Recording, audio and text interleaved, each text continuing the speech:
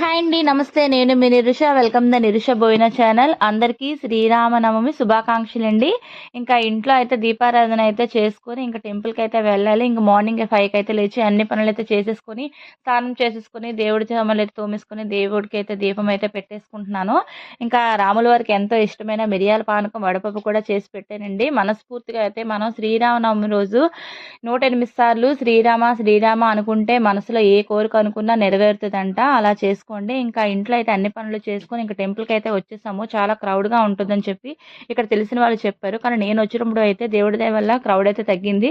కొంచెం జనాలు అయితే తగ్గారు. ఇంకా లోపలికి వెళ్ళి అయితే చక్కగా అయితే పూజ చేయించేసుకున్నాను. గోత్రనామాలు అయితే అన్ని చెప్పేసి రాముల వారికి మనస్ఫూర్తిగా దండం పెట్టుకోండి, ఏ కోరికైనా నెరవేరుతుంది. ఇక్కడ అన్నసంతర్పణ కూడా పెట్టారండి.